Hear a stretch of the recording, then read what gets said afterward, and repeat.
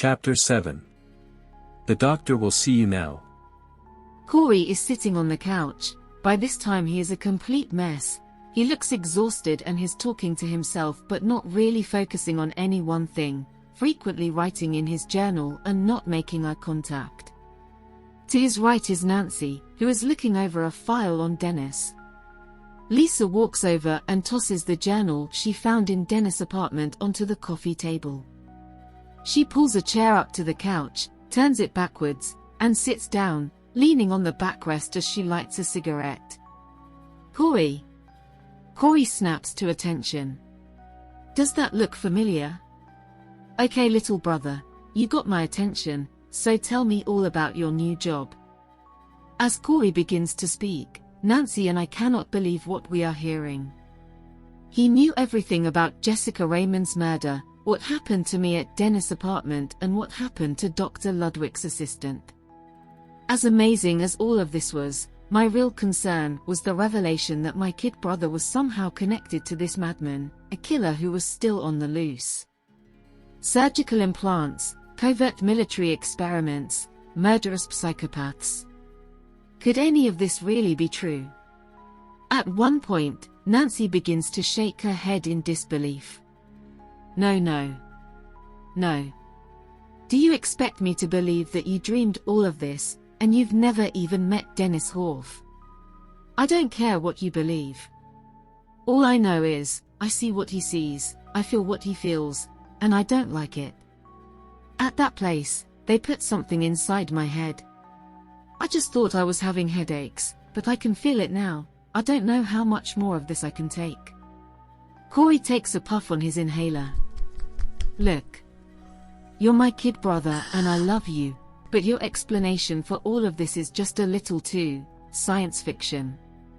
We need some answers. We need to go to the Institute for Dream Research and talk to this doctor, find out what he knows about Dennis Horf, and what they did to you, how you're able to see all these things. The phone suddenly rings. Lisa answers it, then gives the phone to Corey. Hello? Hello, Corey. This is Dr. Ludwig. Dr. Ludwig. The two women stand at attention as they listen closely to the conversation. Yes, Corey, how have you been? Well, to be honest with you, Doc, I've been. Lisa quickly gestures for Corey to stop and then directs him to say that everything is okay. Fine, everything is good. How about yourself? Actually, Corey, something rather urgent has come up. I know it's getting late, but I was wondering if you would come by the lab this evening. There is someone here I think you should meet. I don't know, Doc. I do have an audition in the morning. Lisa gestures to him once more. But if it's really important, I guess I could stop by, let's say in about an hour? Splendid. I'll see you in 1 hour, and Corey, thank you. Corey hangs up the phone. He wants me to meet someone. The two women look at each other and simultaneously utter the name. Dennis. On the other end of the line, Dennis is holding Dr. Ludwig at gunpoint as he nervously hangs up the phone. I've done everything that you asked, now can you please put down that gun? I thought you'd never ask. Dennis begins to pistol whip him as Dr. Ludwig tries to cover up as much as he can.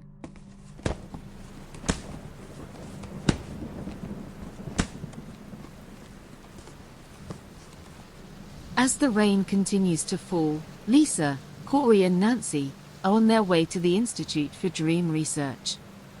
Nancy fills them in on new information about Dennis. While you were getting your beauty sleep, I did some digging, tried to find out the identity of that woman in the photographs with Dennis. What did you find out? Her name is Carol Stanton. Dennis grew up in the foster care system and she was his caseworker. When he turned 9, she adopted him, became his legal guardian. Everything was fine until one of her co-workers discovered they were more than just mother and son. They were lovers. Wait a minute, she was a pedophile? No, I don't think so. He was already an adult by the time this happened, but she lost her job because of it. and was banned from working in the foster care system. Take a wild guess as to where she ended up. Lisa turns and looks at Nancy. She started waitressing. And now you're going to tell me she worked at the same restaurant as the first victim, Jessica Raymond. And the woman with the severed head. Nancy hands her a picture of Carol and Dennis standing in front of the restaurant. Carol is wearing the same uniform as the other women. Yes, and another waitress from that same restaurant has recently gone missing. I'm still not seeing the big picture here. Why these women, and why the severed limbs? I don't know. When you see him, you should ask him. I intend to. Crime Lab removed all those life-size dolls that were in his apartment. They estimate the cost between $25,000 to $30,000. For what? Nancy starts to laugh. All those, life-size, anatomically correct, sex dolls, including interchangeable body parts. It's almost as if he was trying to build the perfect woman. There is a moment of silence. Nancy looks at Lisa in disgust. Are you thinking what I'm thinking? I hope not, because that's just sick. He's making a woman using real body parts. Corey chimes in.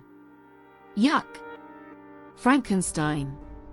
So, what's the connection to the restaurant? Nancy looks through her notes. Carol Stanton worked there until she died of stomach cancer. She was only 40 years old, so young. So why take it out on the restaurant? Why not target the people who work for the foster care system? They're the ones who fired her. I don't think the motivation for these attacks is revenge. Just the opposite. If I had to guess, I'd say he admires these women, who works harder than a waitress in a diner. Then to watch the woman he loves work until her death, I think he has great respect for these women. That's why he chooses them. Lisa, with a smile on her face, slowly turns and looks at Nancy. That's a fairly astute assessment, officer. Not bad. In a mock Harvard accent. Well, yes, I also have a degree in psychology from the prestigious Manhattan Community College. Lisa bursts into laughter as the two women enjoy a moment of levity. It helps to quell the anxiety that's rapidly beginning to build.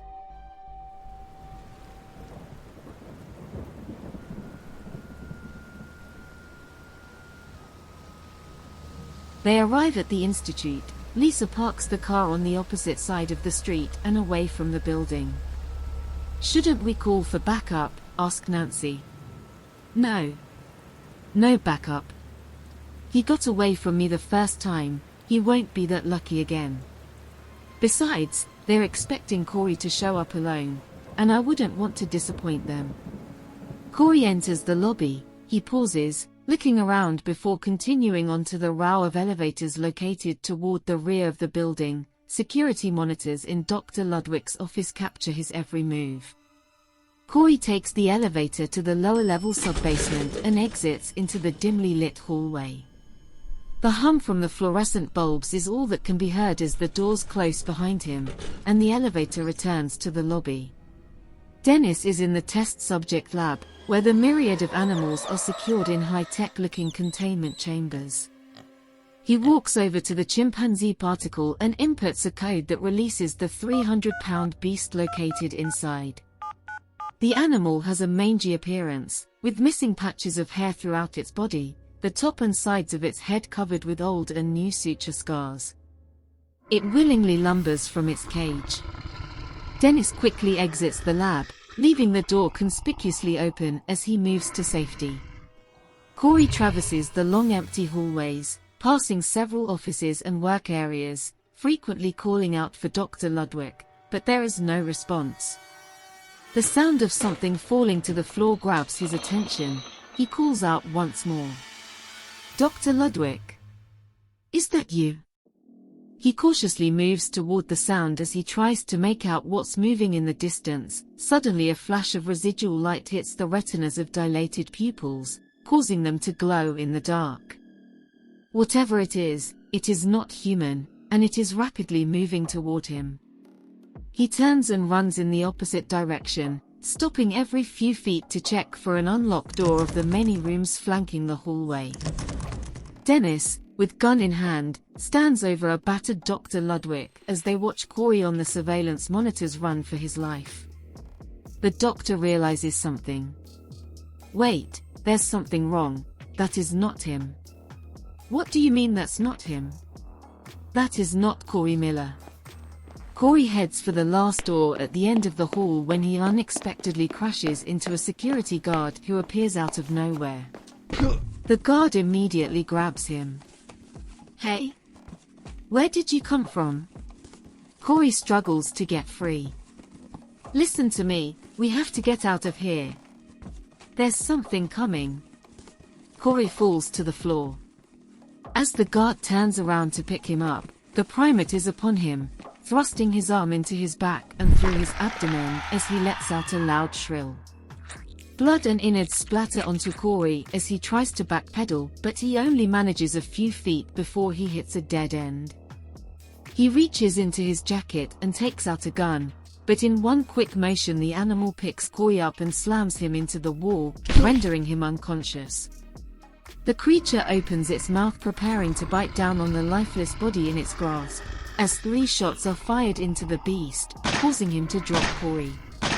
As he turns around to face his attacker, Dennis fires 3 more shots bringing him to the ground. He walks over to Corey's motionless body and kneels down to get a closer look. He notices something peculiar. He then removes the oversized shades and hoodie that Corey is wearing. He jumps to his feet. He can't believe what he sees. It's Detective Lisa Miller.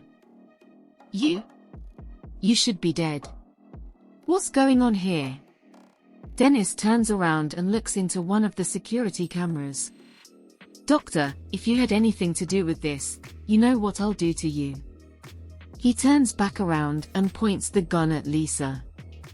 It's time you died once and for all, bitch. Lisa! Corey yells out.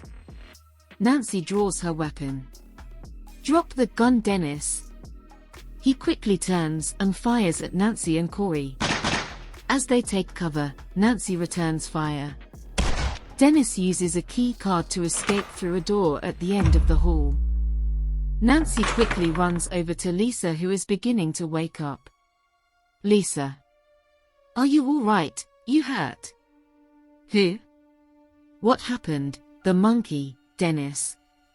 Dennis got away. Again. Where's my brother? Corey's fine, he's right here. The 2 women look down the hallway. They see Corey's motionless body lying on the floor, blood leaking from his head. Corey! Nancy runs over to him. She tries to stop the bleeding.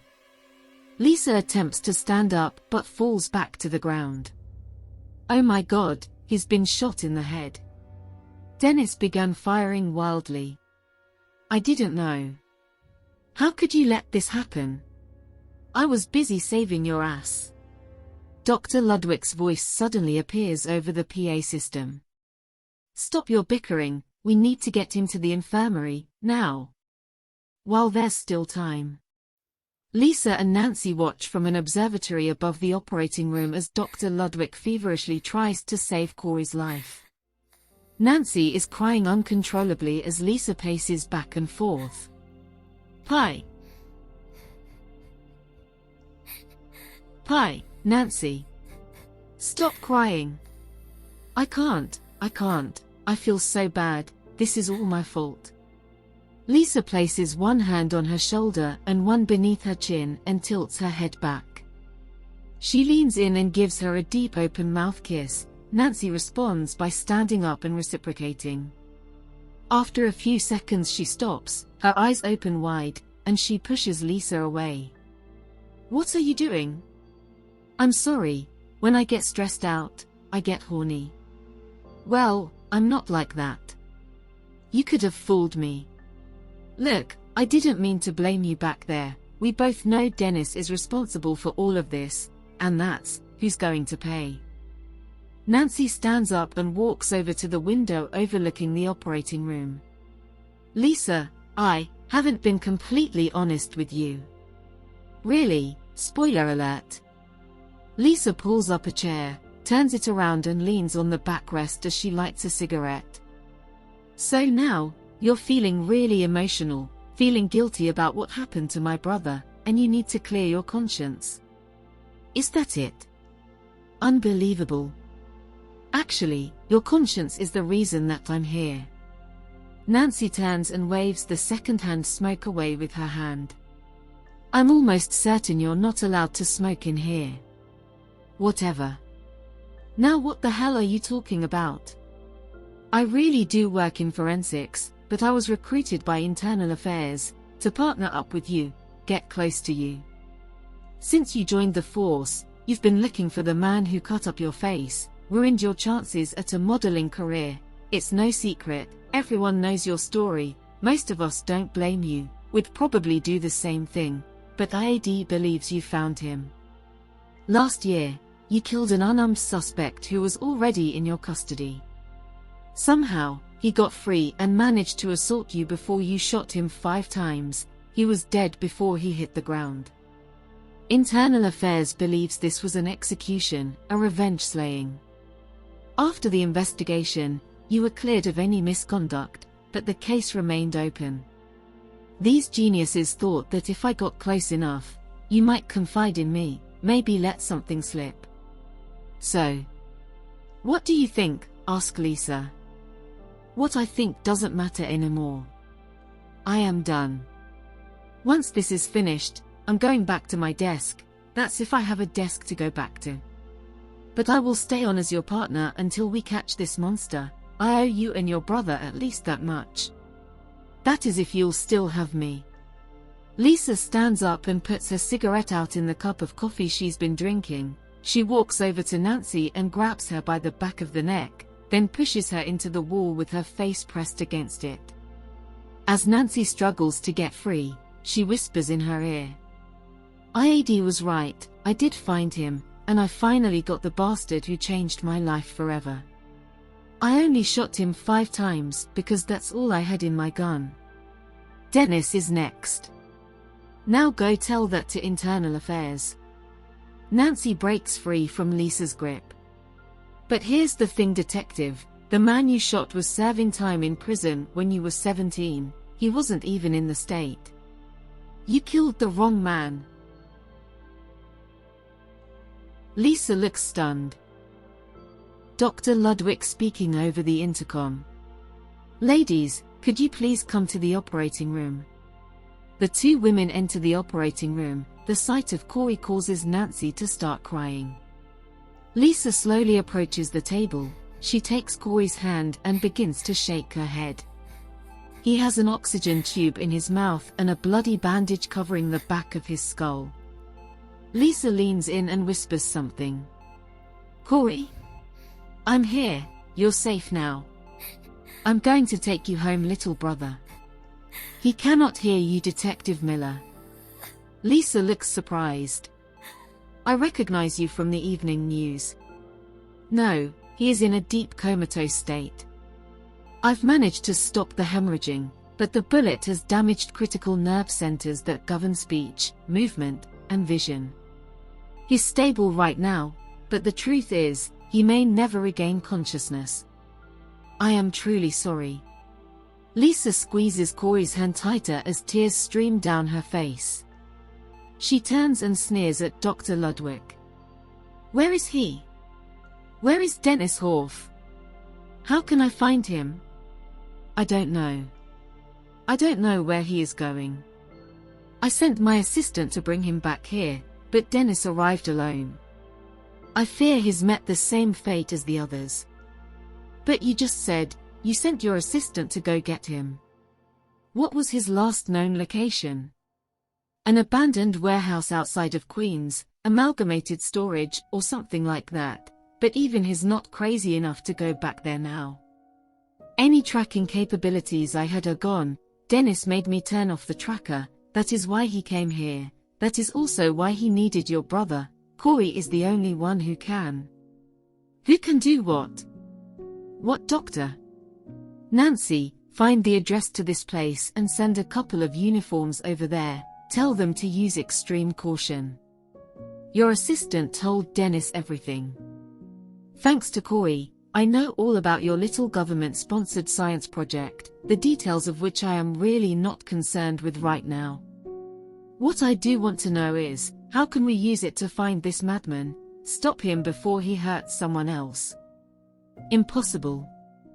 The receiver embedded in Corey's brain is an incredibly sensitive piece of technology. Even if he were to awaken, the impact of the bullet entering and exiting his skull will have almost certainly impeded its functionality. But you don't know that for a fact. Well, I would need to run specific tests to determine whether. We don't have time for tests. Listen, because of you 3 people are dead, 1 is missing, and my brother is lying here in a coma, and right now Dennis is out there, probably looking for his next victim, so you and I need to do something about that. Your brother is never going to wake up, Detective. Even if the device is working, he can't tell us anything. All right. Okay. So put it in me. Take the receiver out of him and put it in me, then I'll be able to track Dennis myself. What? It's not that simple. This device was specifically calibrated to your brother's individual brainwave patterns. You just can't take it out and reinsert it like some corner store flash drive. Besides, if we remove it now, it just might kill him. Then, calibrate 1. Specifically, for my individual brainwave patterns. It still would not work. There is a synchronization process that needs to take place between the transmitter and the receiver prior to initial activation. Both participants would need to be present, and Dennis is not here. Nancy interjects. But Corey is. Corey is here. What are you getting at? Asks Lisa. It's the same principle as setting up a local area network, where multiple computers can talk to each other and share information on the same network. Right, if I had a receiver that was linked to Corey's who's connected to Dennis, I should be able to see what they're both seeing. It could work. Dr. Ludwig pauses, then turns his back to the women. I don't know, in theory. I mean the general concept, it sounds logical, but there are so many variables, so many unknowns. It could work. Or you could end up dead, or even worse, turned into a vegetable like your brother. I'll let you in on a little secret, Doc. I'm already dead, I died a long time ago, and up until this moment, I really didn't care, but Dennis has given me something to live for. Something to fight for, and I won't take no for an answer. Dr. Ludwig turns back around as he tries to conceal his excitement at the prospect of this new opportunity for experimentation. Very well then. Let's get started.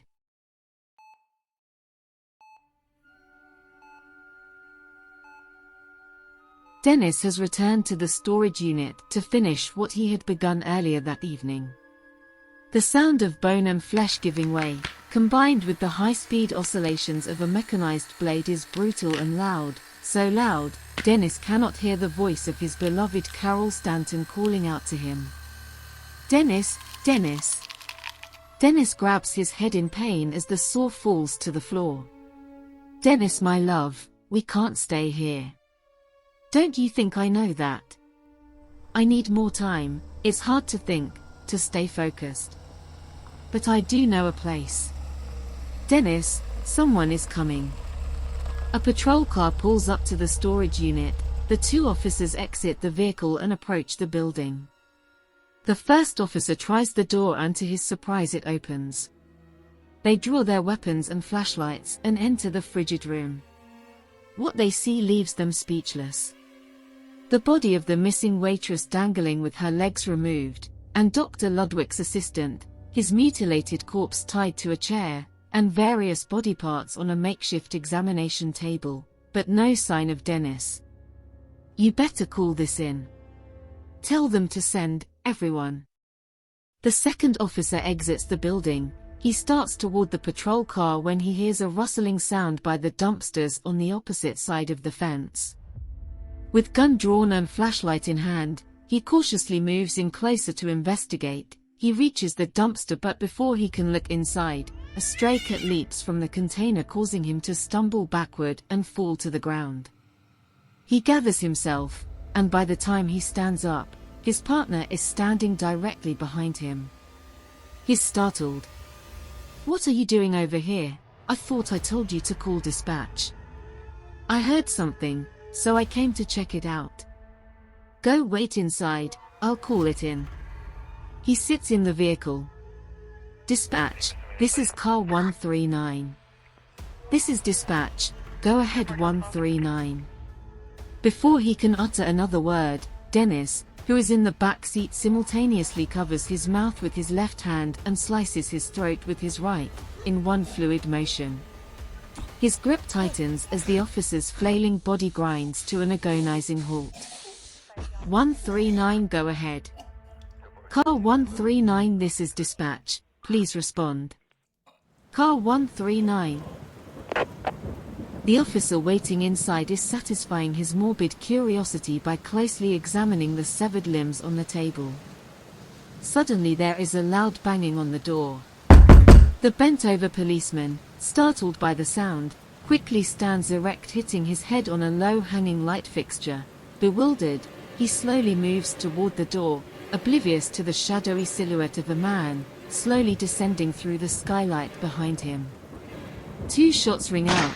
The muzzle flashes can be seen from the open skylight on the roof. The sound of a saw restarting can be heard from within, as a final scream dissipates into the indifference of the night.